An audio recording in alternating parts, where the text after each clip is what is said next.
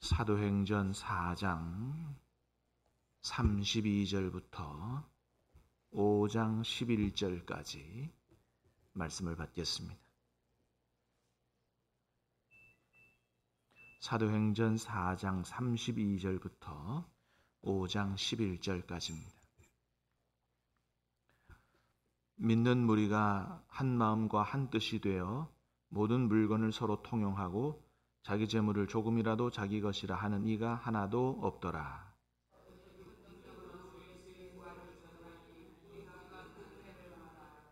그 중에 가난한 사람이 없으니 이는 밭과 집 있는 자는 팔아 그 판 것의 값을 가져다가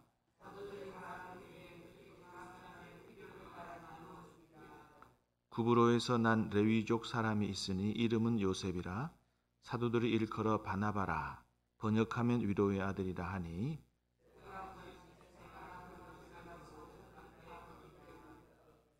아나니아라 하는 사람이 그의 아내 삽비라와 더불어 소유를 팔아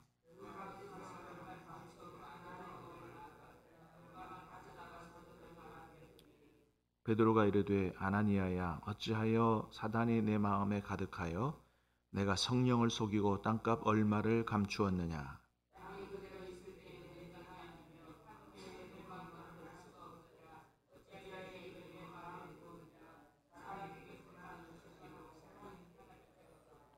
아나니아가 이 말을 듣고 엎드러져 혼이 떠나니 이 일을 듣는 사람이 다 크게 두려워하더라.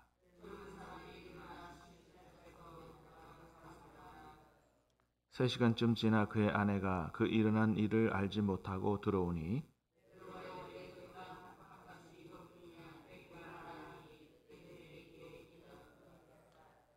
베드로가 이르되 너희가 어찌 함께 꾀하여 주의 영을 시험하려 하느냐. 보라, 내 남편을 장사하고 오는 사람들의 발이 문 앞에 이르렀으니 또 너를 메어 내가리라 하니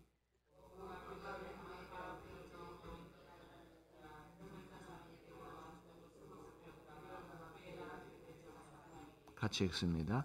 온 교회와 이 일을 듣는 사람들이 다 크게 두려워하니라. 아멘. 자, 오늘 말씀은 다시 한번 교회가 성령으로 충만하게 되면 어떤 일이 일어나는가를 잘 보여주는 말씀입니다. 자, 오늘 말씀은 어제 말씀과 연결되는 말씀인데요. 베드로와 요한이 복음을 전하다가 이제 당시 종교 권력자들에 의해서 감옥에 들어가게 되고 감옥에 갇혔다가 풀려나면서 다시 교회에 와서 그동안 있었던 일들을 이렇게 다 설명을 할 때 교회가 함께 하나님 앞에 기도하고 다시 한번 성령의 충만함을 받는 그런 내용을 보게 됩니다. 오늘 우리 32절부터 읽었습니다마는 31절 한번 다시 보겠습니다. 31절 시작. 빌기를 다하매 모인 곳이 진동하더니 무리가 다 성령이 충만하여 담대히 하나님의 말씀을 전하니라. 아멘. 자, 빌기를 다하매 기도했다는 거죠. 모인 곳이 진동하더니 무리가 다 성령이 충만하여 담대히 하나님 말씀을 전했다. 초대교회는 사도행전 2장에서 이미 성령의 충만함을 받았습니다. 사도행전 2장에서 이미 성령의 충만함을 받았는데 4장에서 다시 한번 성령으로 충만하게 되는 것을 보게 되지요. 이게 무슨 얘기입니까? 성령의 충만하면 한 번 받는 것으로 충분하지 않다라고 하는 거죠. 성령의 충만함은 계속적으로 너희가 성령의 충만함을 입으라, 계속적인 의미입니다. 한 번, 두 번 성령으로 충만하는 게 충분하지 않고 늘 성령으로 충만한 것이 하나님의 뜻이다라고 하는 거죠. 그러므로 사랑하는 여러분, 어제도 오늘도 내일도 주님 안에서 성령 충만으로 살아갈 수 있기를 주님의 이름으로 축복합니다. 자, 성령으로 충만하게 되니까 어떤 일이 있었냐 하면 제일 처음에 뭐라고 했어요? 담대히 하나님의 말씀을 전했다라고 했습니다. 성령에 충만하면 이런 모습들이 나타난다라고 하는 거죠. 사도들이 대제사장들 이런 사람들에게 붙잡혔다가 노임을 받을 때 어떤 얘기를 듣고 노임을 받았냐 하면 다시는 예수의 이름으로 아무것도 가르치지 말라. 이런 위협을 받고 놓였거든요. 성경에야 뭐 아주 그냥 순화된 말로 그렇게 써 있지만, 자, 여러분 18절 말씀 한번 볼까요? 17절, 18절. 자, 한번 같이 봅니다. 시작. 이것이 민간에 덮어지지 못하게 그들을 위협하여 이 이후에는 이 이름으로 아무에게도 말하지 말게 하자 하고 그들을 불러 경고하여 도무지 예수의 이름으로 말하지도 말고 가르치지도 말라. 이렇게 조건을 달고 놓아준 거거든요. 자, 위협했다 그랬어요. 경고했다 그랬어요. 예수의 이름으로 아무에게도 말하지도 말고 가르치지도 말라. 그러니까 이게 순화된 말로 써 있어서 그렇지 위협하고 경고했으니까 어떻게 얘기했겠어요? 한 번 더 전도하다 걸리면 죽을 줄 알아 이런 거죠. 목숨의 위협을 가한 거거든요. 그러면 당시에 권력을 갖고 있는 사람들이 이렇게 살해 위협, 밤길 조심해, 경고해, 한 번 걸리면 죽어 뭐 이런 식으로 위협을 하고 놓았으면 웬만한 사람 같았으면 어떻게 됐겠어요? 하지 말아야지 이런 생각하거나 아니면 안 볼 때 조심해서 해야지 뭐 이렇게 하지 않겠어요? 근데 성령으로 충만하게 되니까 어떻게 했다고요? 담대히 하나님의 말씀을 다시 말하면 복음을 전하게 됐다라고 하는 것입니다. 그렇습니다. 여러분 이렇게 성령으로 충만하면 우리의 생각, 우리의 마음을 뛰어넘는 이런 일이 일어난다. 하나님 기뻐하시는 일을 어떻게 해요? 담대하게 할 수 있는 박해 중에서도 하나님 기뻐하시는 일을 담대하게 할 수 있는 이런 아주 담대함이 주어지게 된다라고 하는 것이죠. 사랑하는 여러분, 오늘도 성령으로 충만하게 된 우리가 이런 담대함을 가지고 복음을 전할 수 있기를 주님의 이름으로 축복합니다. 이게 평화로울 때가 아니라 말이죠. 경고받고 위협받을 때 그럼에도 불구하고 성령으로 충만하게 되니까 나는 복음을 전하다가 이렇게 위협을 받고 죽어도 괜찮아 상관없어 하는 이런 담대한 마음을 가지고 복음을 전하게 되더라라고 하는 거죠. 자, 두 번째는 그뿐만이 아닙니다. 성령으로 충만하게 되니까 교회 공동체가 정말 아름다운 공동체가 되더라. 정말 좋은 교회가 되더라. 그런 거죠. 32절 말씀 시작. 믿는 무리가 한 마음과 한 뜻이 되어 모든 물건을 서로 통용하고 자기 재물을 조금이라도 자기 것이라 하는 이가 하나도 없더라. 믿는 무리가 어떻게 해요? 한 마음과 한 뜻이 됐다. 교회 성도들이 온전히 하나가 됐다는 거예요. 성령 충만하게 되니까. 사랑하는 여러분, 각종 분열과 다툼이 가득한 우리 한국교회 성령으로 충만하게 되기를 주님의 이름으로 축복합니다. 그러면 어떻게 해요? 한 마음과 한 뜻이 된다는 거예요. 여러분 여기서 말하는 이 마음과 뜻은 한 마음과 한 뜻은 누구 마음, 누구 뜻을 얘기하는 걸까요? 성령의 마음, 예수님의 마음으로 다 하나가 됐다는 거예요. 우리 마음은 다 달라요. 그런데 성령께서 우리를 지배하니까 우리 마음속에 예수님의 마음이 생겨나고 하나님의 뜻이 우선시되고 그렇게 사람들이 변하더라. 우리는 서로 못 맞춥니다. 왜? 다 다르기 때문이죠. 근데 우리가 한 마음 한 뜻이 될 수 있는 방법이 하나 있다는 거예요. 뭐라고요? 우리 모두가 다 성령으로 충만하게 되면, 그래서 예수님의 마음을 갖게 되면, 내 뜻을 내려놓고 주님의 뜻을 우선시하게 되면 우리가 다 온전히 예수님 안에서 하나가 되는 아름다운 역사가, 여러분 그렇게 되는 교회에 분열과 다툼이 어디 있겠어요? 정말 우리는 예수님 안에서 하나다라고 하는 것을 느끼면서, 그런 걸 느끼면 얼마나 행복한지 몰라요. 여러분 우리도 스스로 우리 안에 성령께서 운행하신다라는 것을 느끼고 우리가 성령의 띠로 사랑의 띠로 하나가 됐다라는 것을 확신하면서 정말로 세상에 줄 수 없는 놀라운 기쁨과 평강과 행복이 저와 여러분의 마음에 가득하게 되기를 주님의 이름으로 축복합니다. 그러면 교회 생활이 얼마나 행복한지 몰라요. 천국이 따로 없는 거예요. 예.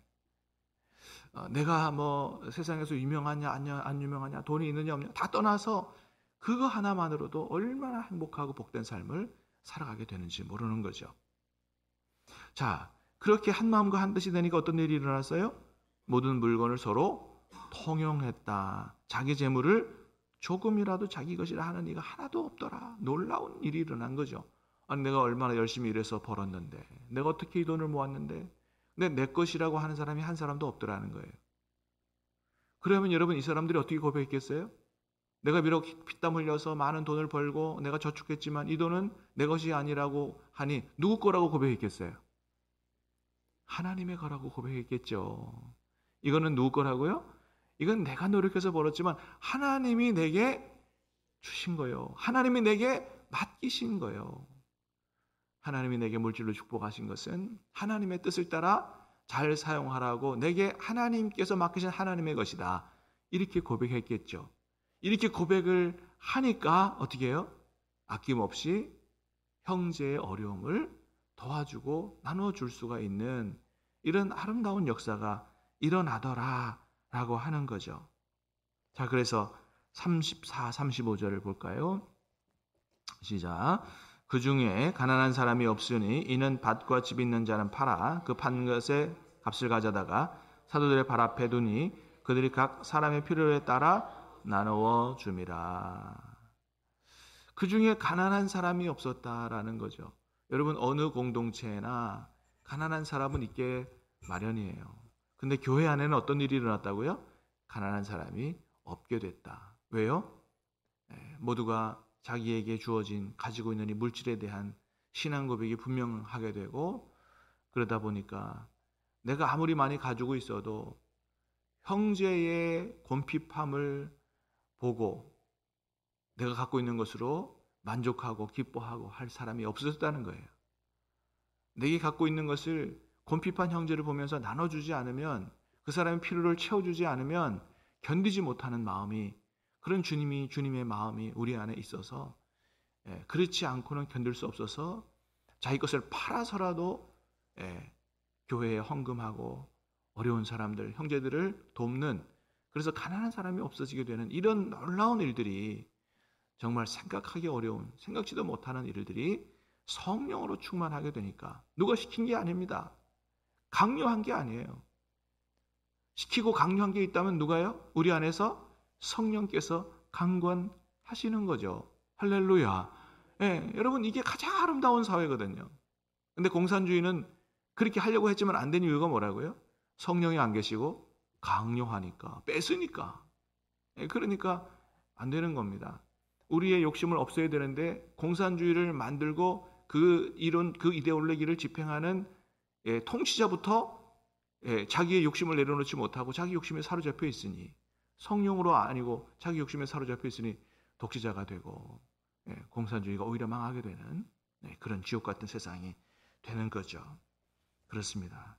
사랑하는 여러분, 다시 한번 우리 모두가 성령님으로 충만할 수 있게 되기를 주님의 이름으로 축복합니다. 성령으로 충만하게 되니까 한 마음이 됐어요.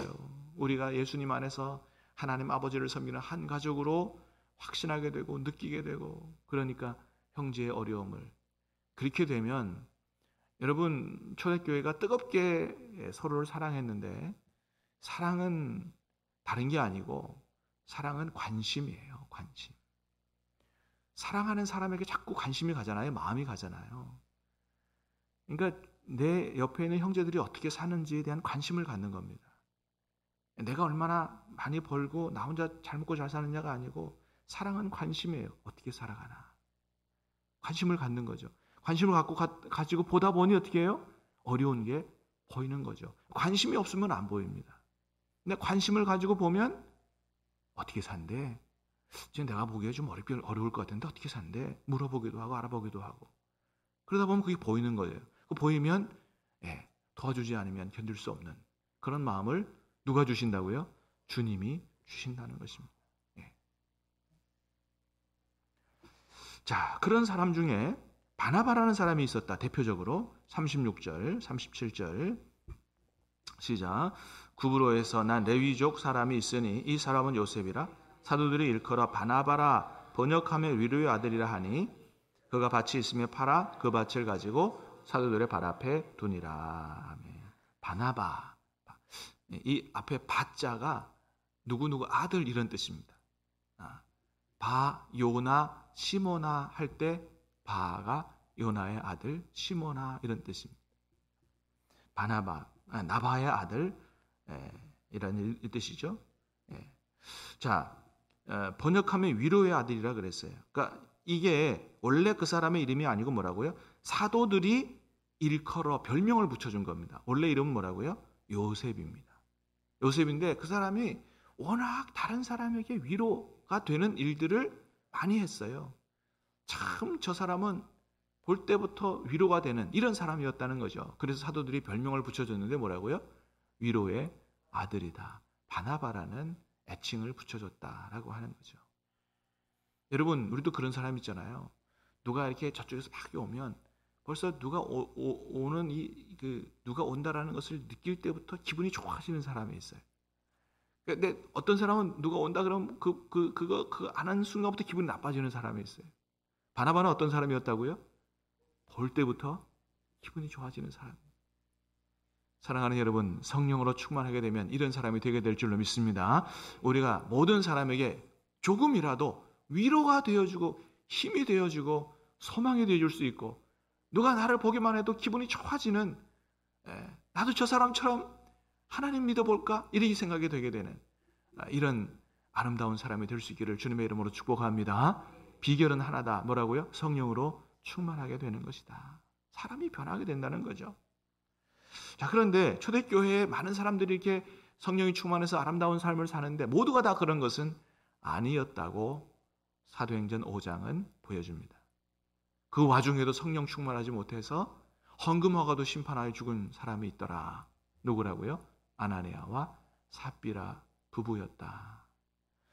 성령 충만해서 사람들이 특히 바나바 같은 사람들이 제 재산을 팔아다가 사도들 앞에 놓고 위로의 아들이라고 칭찬받고 막 소위 말해서 막 이렇게 박수 받는 걸 보니까 이 아나니아와 삽비라 부부가 자기들도 그렇게 막 인정받고 칭찬받고 박수받고 싶은 마음이 막 일어난 거예요. 근데 뭐는 아까워요? 돈은 아까운 거죠. 그러니까 성령으로 온전히 충만하지 못하니까 명예욕에 사로잡힌 거예요. 플러스 물질욕에 사로잡힌 거죠. 그러니까 어떻게 했어요?